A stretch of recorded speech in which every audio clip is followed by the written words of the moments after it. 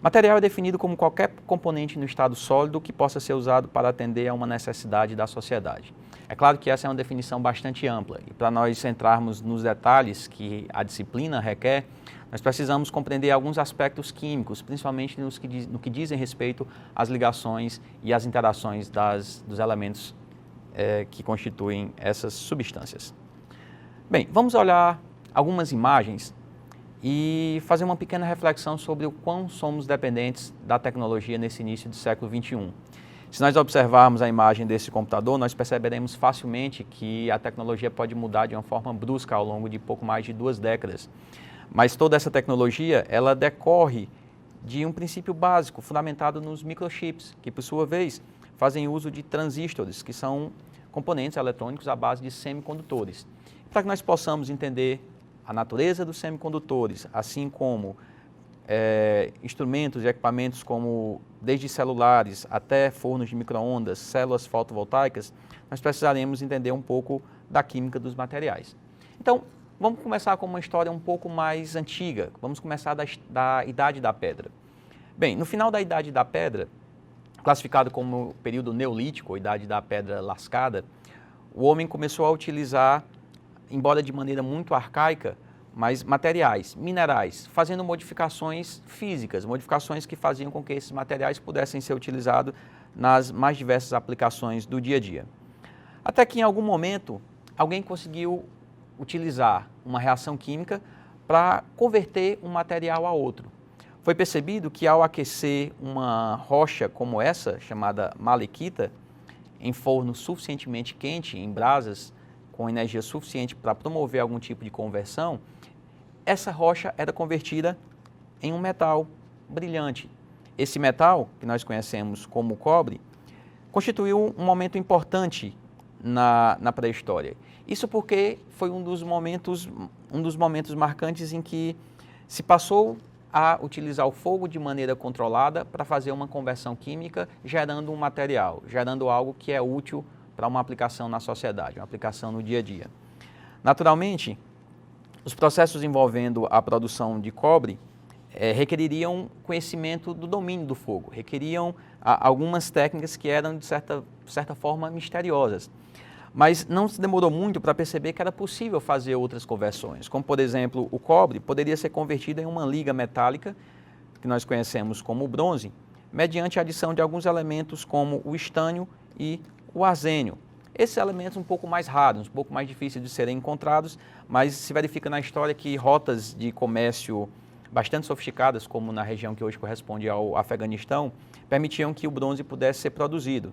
Nós temos vários outros exemplos de ligas metálicas. Por exemplo, o ouro, que é um elemento químico que pode ser encontrado na natureza livre de impurezas, pode formar uma liga metálica mediante a adição de cobre, tornando ele um pouco mais escuro e também conferindo maior rigidez, já que o ouro por si só é um metal mole, ou podemos adicionar a prata, formando ou gerando o chamado ouro branco. Bem, o fato é que, dentre as inúmeras aplicações desses materiais, uma que chama a atenção é aquela relacionada à construção das pirâmides do Egito. Nós sabemos que há muitos mistérios envolvidos nessas construções milenares, no entanto, sabemos que os blocos de pedras que constituem eram extraídos de minas e para isso era necessário utilizar algum tipo de instrumento. E o instrumento utilizado eram esses cinzéis de cobre ou de bronze que permitiam realizar o trabalho, mas ao mesmo tempo eram muito frágeis. Então isso significa que a cada poucas marteladas era necessário afiar novamente esses cinzéis, de modo que requeria muito mais trabalho e requeria muito mais material. Então a quantidade de cobre utilizado para essas obras era uma quantidade absurda, mas, como nós observamos, as pirâmides foram construídas. Logo adiante, se percebeu que era possível extrair um outro metal da crosta terrestre, que é o ferro, e a sua constituição é muito maior. A composição de ferro na crosta terrestre é muito maior do que a do cobre. Isso permitiu que instrumentos muito mais potentes, muito mais fortes, rígidos, resistentes, pudessem ser obtidos. Nós não estamos falando de um período muito longo, na verdade isso corresponde a mais ou menos o ano zero.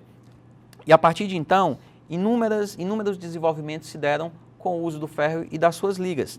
Para ilustrar um exemplo importante do uso das ligas metálicas do ferro, nós vamos apresentar uma pequena história da época em que o Império Romano abrangia uma região como da Grã-Bretanha. No ano de 1961, ao se realizar uma escavação onde hoje corresponde à Escócia, foram encontrados nada menos do que aproximadamente 1 milhão de pregos de aço. Bem, você pode se perguntar, por que é que o tesouro escondido era aço e não ouro, prata ou outros metais mais nobres? Por uma razão bastante simples.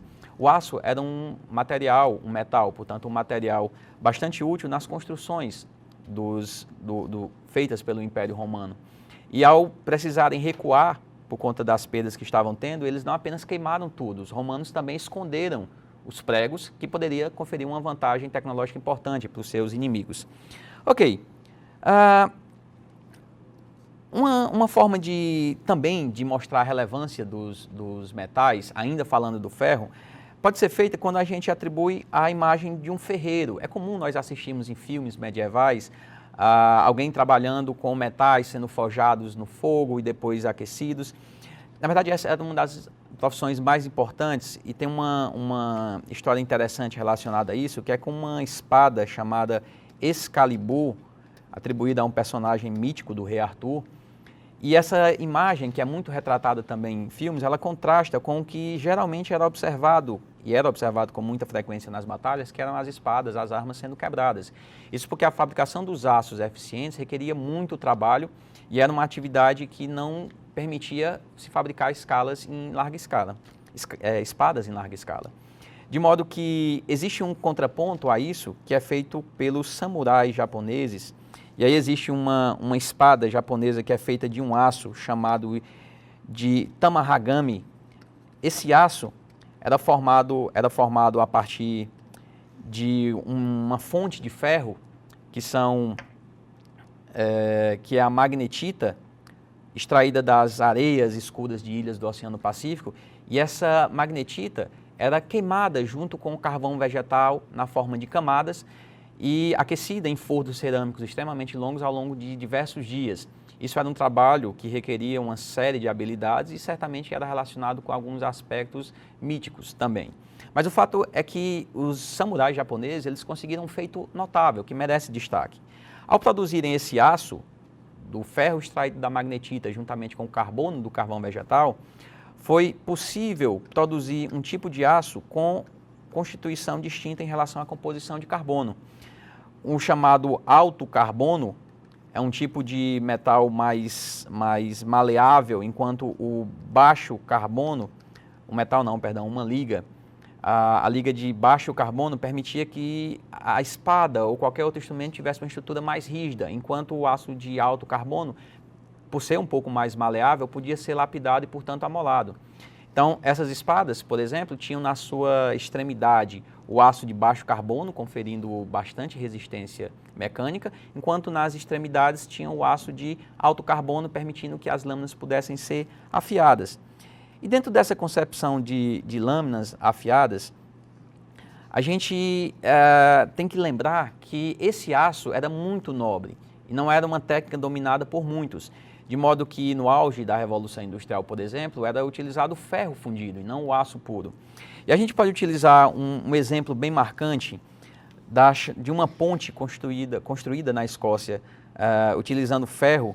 Essa ponte é chamada de Tail Rail Bridge e ela foi feita utilizando uma quantidade imensa de ferro ainda para o período de hoje. Mas o fato é que em um dia bastante chuvoso, no ano de 1879, essa ponte colapsou quando um trem estava passando sobre ela e todos os 75 passageiros que estavam ali presentes foram mortos. Isso deixou bem claro que, embora o ferro fundido tivesse várias utilidades, ele não podia ser utilizado em larga escala como via sendo até então. Então, se fez necessário mais e mais estudos para a produção de aço, uma liga com muito mais estabilidade, muito mais resistência. E uma pessoa responsável por uma revolução nesse aspecto foi um engenheiro britânico chamado Henry Bessemer, que desenvolveu um método que consistia em soprar ar ao ferro fundido, fazendo com que todo o carbono ali contido fosse convertido a CO2. De fato, se ele não removesse todo o carbono, mas ele mantivesse aproximadamente 1% de carbono, ele permitiria que o ferro tivesse a composição adequada em um aço. O problema é que as pessoas que tentaram utilizar o seu método e pagaram caro por isso, pelo direito de utilizar esse método, utilizavam fontes distintas de ferro. Isso significa que, ao utilizar fontes distintas, o controle da concentração de carbono para 1% se mostrava um grande problema. Então, do ponto de vista químico, como é que isso poderia ser superado? Isso foi superado fazendo com que o carbono fosse reagido por completo, deixando o ferro na sua forma mais pura. E aí, independente da fonte, era possível, independente da fonte de ferro, era possível fazer isso e, posteriormente, se adicionava o carbono até que a concentração fosse de 1%. A partir daí, o aço pôde ser utilizado em larga escala e a gente teve uma série de inventores que passaram a utilizá-lo. Um inventor especial que chama a atenção por esse uso é um americano chamado Kincamp Gillette. Bem, nós conhecemos esse nome pela marca de alguns aparelhos, como os aparelhos de barbear, mas no início da sua produção, ele não teve muito sucesso. Convém a gente lembrar aqui que nesse período, nós estamos falando do início do século passado, o trabalho do barbeador, que era um trabalho também bastante relevante na sociedade, começava sempre com a afiação das navalhas. Isso era feito passando as navalhas por linhas de couro, mas não era o couro que era utilizado, e sim cerâmicas, fragmentos de cerâmicas contidas nesse couro que era utilizado para afiar a lâmina. Então, esse era um processo feito e repetido inúmeras vezes ao longo do dia. Até que Gillette fez a proposta de uma lâmina de barbear juntamente com o aparelho e no primeiro ano de produção, para a gente ter uma ideia, em 1903, foram vendidos poucos, foram vendidos 51 aparelhos de barbear e pouco mais de 160 lâminas. Mas no ano seguinte, o sucesso já aumentou bastante e foram vendidos mais de 90 mil aparelhos de barbear e mais de 123 mil lâminas. E em 1915 já existiam fábricas na Inglaterra, nos Estados Unidos, na Alemanha, na França, no Canadá. E até então nós conhecemos e usamos isso de maneira muito habitual. Mas teve um outro ponto importante na história do desenvolvimento do aço, que foi em 1913, quando um engenheiro britânico chamado Harry Barry foi incumbido de trabalhar com diferentes tipos de liga, produzir diferentes tipos de liga, de modo a produzir materiais mais resistentes para a confecção de armas. Então, o trabalho dele consistia em preparar ligas, por exemplo, misturando ferro com carbono, ou misturando ferro com alumínio, ferro com níquel, com cromo, com uma série de elementos, e ele observava se aquele material, a liga formada, era de fato mais rígida. Se funcionasse, ok. Se não funcionasse, isso era descartado. Até que um dia, ao passar pelo laboratório, ele percebeu que dentre as várias amostras de ligas formadas, uma chamava a atenção. E essa liga tinha uma composição de ferro, carbono e cromo em uma determinada concentração, e ela chamava a atenção justamente porque era brilhosa. Daí teve início a produção do aço inoxidável, resistente a reações. Então, nós falamos ao longo dessa aula um pouco da história de materiais mais robustos, como as ligas metálicas. A partir da próxima aula, nós iremos falar um pouco mais detalhadamente dos materiais e da sua composição química. Obrigado pela atenção e até a próxima.